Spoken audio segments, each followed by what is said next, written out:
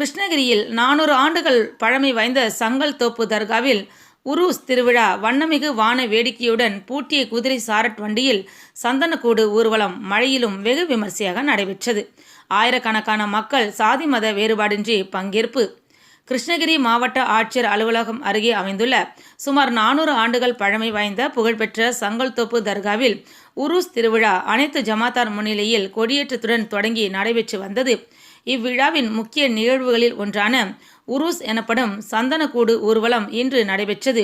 இதில் கிருஷ்ணகிரி பழையப்பேட்டை கோட்டையிலிருந்து தர்கா கமிட்டி தலைவர் நவாப் தலைமையில் அனைத்து ஜமாத்தார்கள் முன்னிலையில் வண்ண மலர்களால் அலங்கரிக்கப்பட்ட ஜீப்பில் மற்றும் பூட்டிய குதிரை சாரட் வண்டியில் சந்தனக்கூடு ஏற்றிக்கொண்டு நடமாடும் இன்னிசை குழுவினருடன் ஊர்வலம் புறப்பட்டது. இந்த ஊர்வலம் காந்தி சாலை, நேதாஜி சாலை, சேலம் சாலை, பெங்களூரு சாலை, புறநகர் அரசு போக்குவரத்து கழக பணிமனை வழியாக சங்கல்தோப்பு தர்காவை சென்றடைந்தது. இந்த உருஸ் திருவிழாவில் தமிழ்நாடு மட்டுமின்றி ஆந்திரா, கர்நாடகா ஆகிய மாநிலங்களைச் சேர்ந்த ஆயிரக்கணக்கான மக்கள் சாதி மத வேறுபாடுகளின்றி கலந்து கொண்டனர்.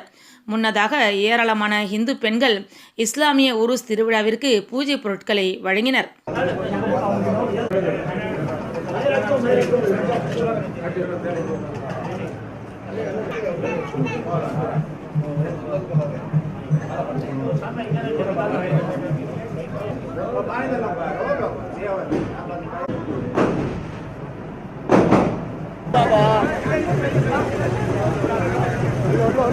आराम से देखो।